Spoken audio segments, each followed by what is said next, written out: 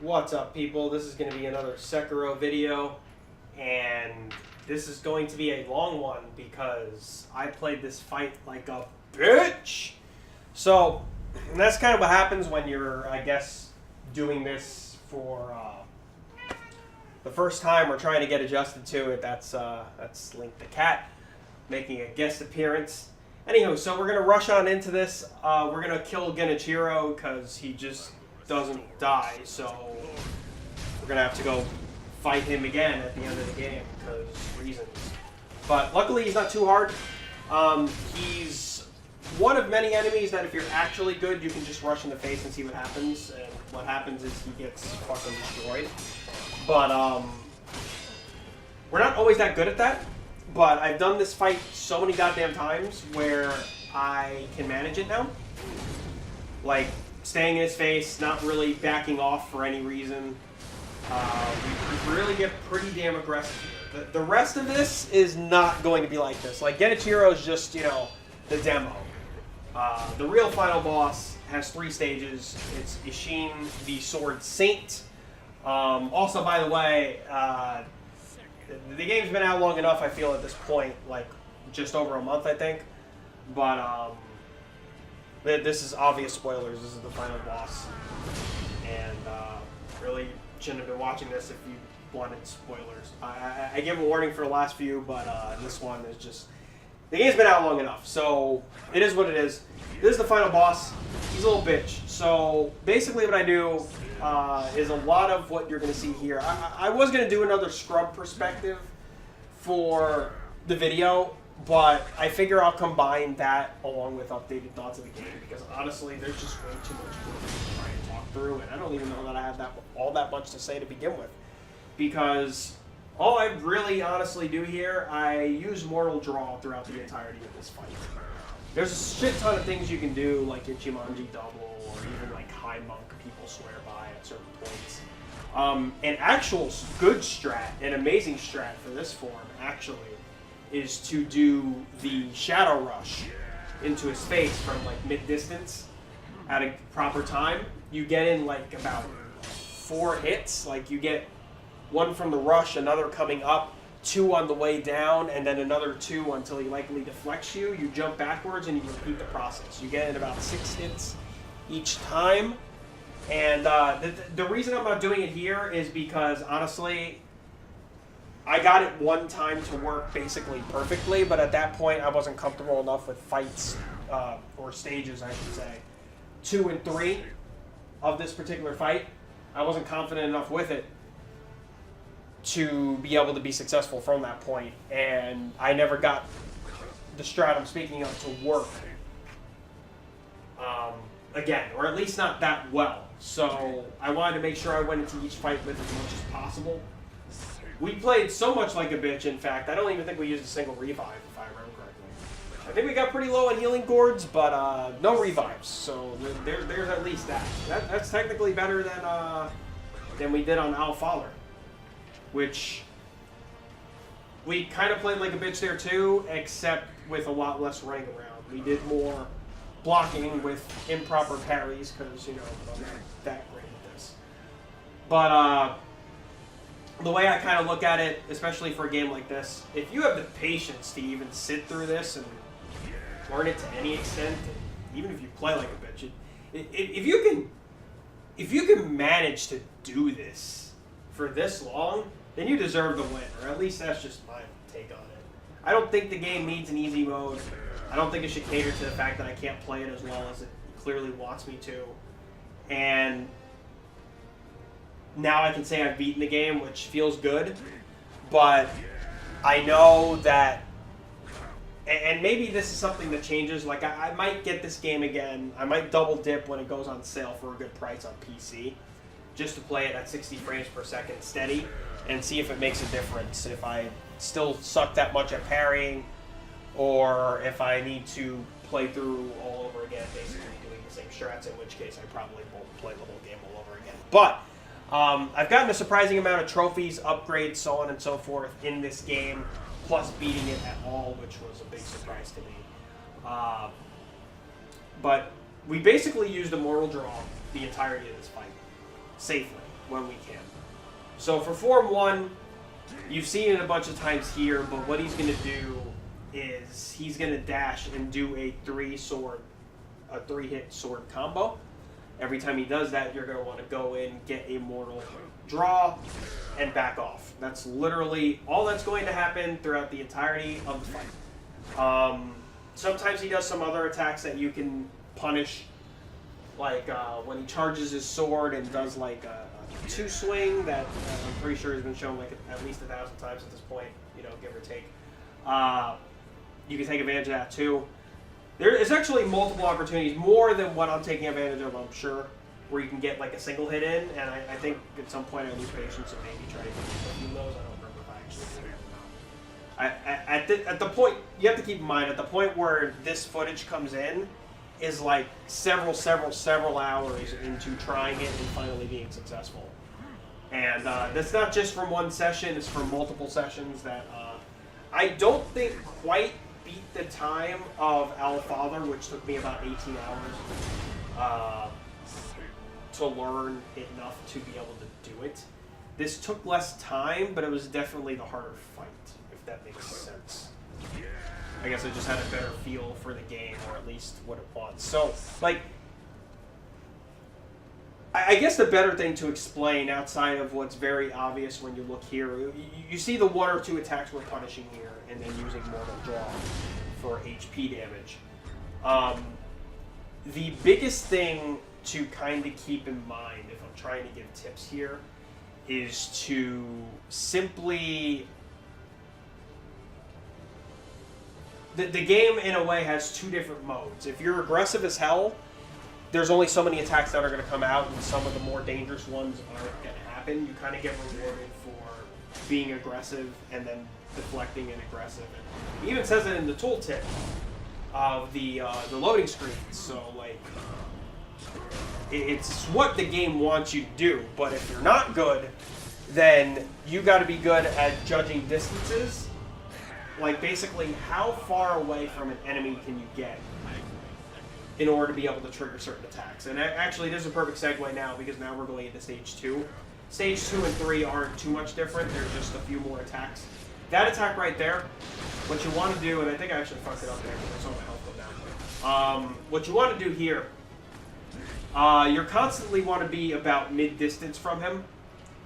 It's just far enough away where he can't quite hit you with his really long spear, and he's going to have to jump at you like that. Every time he jumps at you like that, you can dash forward, not to the side, not wherever, just forward. Because if you don't, he's almost always going to hit you. And once you do that, right at that moment in time, you have a brief period of time where you can hit him before he's about to hit you in the next part of the move. If you do it on time, you won't take a hit, like here. There. You do that, you run away, you don't take a hit. Sometimes he tries to hit you, like do a swing and walk backwards like he just did, or dash backwards or whatever. He also has a gun, like a cheater. You know, what kind of fucking samurai uses a gun? This guy gets a sword, a spear, a gun, and for Form 3 he gets lightning too. Like, what a cheap bastard. Like, fight me fair. All I got is a katana, jeez. But, you know, it is what it is. So this is how we play this fight like a bitch. We literally are just baiting the one attack time and time again. Because reading anything else or getting in this guy's face, even though I was decent at it one time I tried, it was an earlier run, and I definitely wasn't used to things, and just I cannot adjust to... And let me not even say cannot, right? Because there's certain boss fights where I can pull it off, and you pretty much have to do it. Like the Guardian 8, you have to parry, period, in order to be able to like do the maximum damage, especially on Form 2. But your parry window for a perfect parry is it's a much bigger window. Because when he does the whole stand straight up and bring his sword down, the window for that perfect parry to be able to get the maximum damage is a pretty big window. It's more of a window than a lot of even just beginning enemies, actually. But It's actually kind of nuts because what I've looked into with this game, you can do New Game Plus, and you can give Kuro his charm back instead of taking it with you. You get 20% bonus XP and Sen, I believe it is, so monies, but it comes at the cost of, if you haven't actually gotten good at this game, you will find out very fucking quickly, because if you attempt to block and you don't do perfect parries, you will take chip damage. So basically, something like the Owl Father fight that I also showed off on this channel and had commentary that would actually last the length of this video, which I may or may not pull off for this one.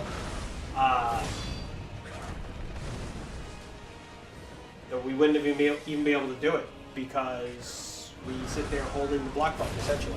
And outside of the fact that he can bring your posture down pretty quickly, and we look out pretty good for that, they'll probably just kill us due to chip damage, and that's not great. You know, it's just kind of what happens. Sometimes we don't go in for it if it doesn't feel safe. The other thing with this too, and I think I do this towards the end because, you know, it's just the fight is so damn long and tedious, especially if you do it this way.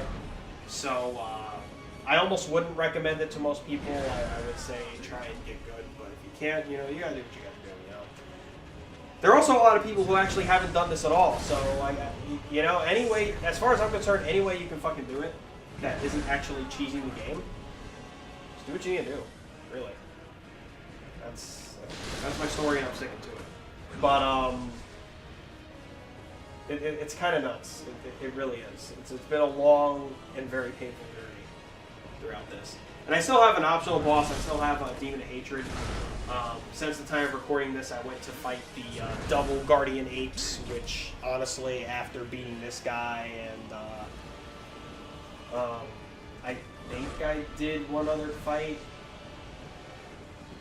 Maybe that's not accurate. But the point is, with like max upgrades, or at least a whole bunch, like this far into the game, fighting the double apes was pretty easy.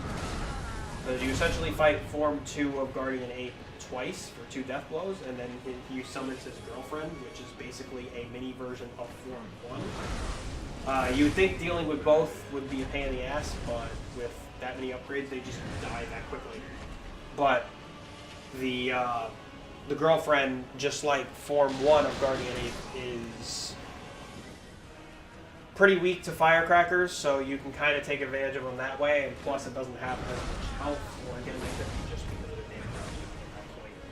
Now I'm kind of getting sidetracked, but that's kind of what happens because I need something to talk about over this footage, right? You know, the strat is pretty self-explanatory. It's kind of, we're doing a lot of the same thing. It's painful. If you think it's painful to watch, it was very painful to play, especially trying it multiple times and then possibly screwing it up. But speaking of not doing that, I think we're about to go into Stage 3 here. The only real difference in Stage 3 is every now and then he will toss lightning at you, but if you keep this same distance, honestly, he's probably never going to do it, or at least not all that often. And when he does, if you do keep this distance, he's never going to hit you with it. Now, if you're good, you jump in the air, press R1, like you do with Divine Dragon, and throw the lightning back at him for some good damage, and I think decent damage to his posture as well. But, as we've determined from the last video I put up here, we are not that good at this game, so it's not something we're going to try to do. In fact, the most lightning you're going to see is the visual effects that happen in the background. That's more than, like, that attack that he just used there, which, you know, he will use it, but if you keep the distance that you're at, you're fine. If he does that, that's something else. I don't think that was in the last form. I think he gains that this form as well. It's not too big of a deal. I kind of fucked up there. I almost died. I honestly thought I was going to die there. Considering how long in this was, I would have been pretty tilted. I probably would have quit the game. But, or not, at least for the day. Like, I was pretty determined to eventually win this game. But anyway, with Sekiro, it's a hard game, guys. Like, there's just no way around it. You have to... Deflecting is everything. And Sometimes we make it work, sometimes we don't. I feel like what you get if you can even find a way through it, I feel like you basically got to play the game all over again and kind of just knowing the fights. Maybe you feel more comfortable doing deflections and whatnot. I mean, Bloodborne was kind of that way too, and that was the thing with Sekiro. Even though it was radically new from, and I mean, there's a lot of things that are the same, but even though it was radically new from Dark Souls and Bloodborne respectively, it gave me the feel that Bloodborne gave me way back when I first actually got into this series of games to begin with, because everything was fresh. Like, I basically knew nothing. Like, I could obviously compare it to the Soulsborne games, but there's so much of that that doesn't apply here. The biggest thing probably would be dashing towards enemies to dodge attacks. That is not something that works very well. You learn that pretty fucking early versus the chained ogre, who, you know, the kanji symbol shows unblockable attacks, and they're grapple attacks. And there's plenty of attacks like that in Bloodborne that if you just go ahead and dash forward, essentially putting you past their attack, you're fine. But you can't do that shit. You learn that lesson real quickly against a chained ogre if you try that shit. And, you know, every now and then you might get lucky if you time it right or be at the right angle when you do it, but generally speaking, it's not something you should do. And dodging backwards, which is something that almost always gets punished in those games, and you shouldn't do, and that's why dashing forward is better. Dashing backwards is actually more beneficial in this game. As I learned later on, though, it's not just about dashing backwards, it's about running your happy ass away backwards. Which is how we end up, I guess, turtling bosses. Like, sitting here, you know, slow but steady wins the race type of deal. So, yeah, you can see it's basically the same fight. This is, I gotta say, like, I myself would be, kind of bored watching this, but the thing is like I don't usually get a lot of eyes here anyway, and I kind of want I wanted to just kind of rant on this fight since it didn't end up being on stream because it took way too damn long to kind of finish things out, get that closure, if you will, for the few that do care, and give updated impressions of the game. But honestly, between comments in my gaming community and things that I've said on the previous two videos, I really don't have a whole lot to add to that.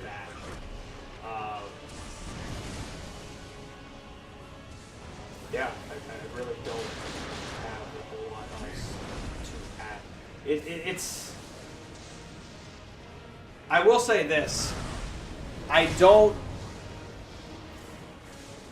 While I love this game, it's got two big flaws for me. I say big, they're not huge flaws, but they're flaws that annoy me. I do think the stealth is wonky at times, so that takes away from the fun factor. And there's some, while I like the bunch of mini bosses and the constant mini challenges throughout, that basically all kind of prep you for future boss battles, and actually right there we ran off the cliff and we kind of just got bored because the fight fucking takes too long, so we ran off. That's your biggest enemy if you're doing this strat. Just, you know, you're doing so many circles, paying attention to where you are, just don't be close enough to the cliff and fall, don't mess like I did. I've actually killed myself doing that before, so not a proud moment. But the other thing is some of the bosses do repeat, and I could have done without that. I didn't need to fight the drunkard 3 times. I didn't need to fight the bull twice. But there are a lot of mini bosses, so like I feel like I'd be okay even if they took the duplicate ones out and just left all the other ones. So this was satisfying when we actually killed the bastard. If you don't want to see the ending from here, because I think I did leave that footage. I left at least the part before the credits, like the actual cutscene and whatnot. But again, at this point, it almost isn't spoilers, and you probably shouldn't have clicked this video if you didn't want that to begin with. But yep, this is good shit. Being able to finally do that, you know, I gotta say, I was kind of hoping for a Mortal Kombat style type kill there. Like, I get that he did what looked like would have been a decapitation, but his head didn't actually come clean off. So, but that's alright, because his head in the position leaves perfect spacing for us to go ahead and do the skill that we learned in the last video, which is the Shinobi Teabag. So, we go for that, because why not? You know, especially with this guy. We jump on it a little bit too, because, you know, it's just how we roll. And that's it. You talk to Kuro and you trigger this ending. This is the purification ending, if you're still watching at this point. This is not the best ending. It's the second best ending. I couldn't be bothered to do all the nonsense that you needed to do. Plus, I think I was too far in the game in order to do some of the steps. There is a lesser form of this current ending, I think, sort of. And then there's just a flat-out bad ending, which has its own separate end bosses. So, even if you do everything there is to do in the game, you pretty much, if you want to technically fight every single boss in the game, you still got to do at least one more playthrough. So, even if you do the whole, you know, save your file to the cloud to try and get all the trophies in one go, achievements, whatever you're playing on, you can't quite do that because you need that second playthrough in order to do it. Unless, of course, you save your file at the point where you would be getting the Shura ending, which the Shura is the bad ending. If you save it at that point, do that, and then I guess load your file off the cloud from that point, and then do the rest of the game. Maybe you can do it that way. I don't really know. It's all a bit much, and that's kind of my feeling with this game. But I did really enjoy it. The setting is great. It's everything I wanted from Neo, which I also played on my Twitch stream before I eventually gave up with it because it's kind of ridiculously repetitive. But that said, I like the setting of the Souls games better. But that's not to discredit this at all because this is a great game. And I think I've said all I had to say, and that basically just covers all the footage. So I'm going to shut up and end this video. So take care, everybody. Have a great one. And I'll see you with whatever comes here next, because honestly, I have no idea what it's actually going to be. So take care, guys. If you do want to follow, actually, quite frankly, better and live content, you'll want to follow my Twitch channel, which is the same name I have on here. It is twitch.tv/kidmachinate. So go ahead and drop me a follow, and go ahead and, you know, if you ever want to stop by a stream, I usually stream Mondays and Wednesdays, 6 to 10 p.m. Eastern, if I'm able to stream. And that's where you can catch things like this, except when I do them live, because sometimes the things I do live obviously are more genuine, because you get to, like, be there. But for the things that don't get done on stream, sometimes they end up here. This is really just kind of a backup for that at this point. So now it looks like we're going to end yet again, because I kind of forgot about this little transition scene, but it gave me a chance to go ahead and say my last bit there as well. So I'm going to let this finish out, and it's basically done already. So take care, guys, and I will catch you all in the next video.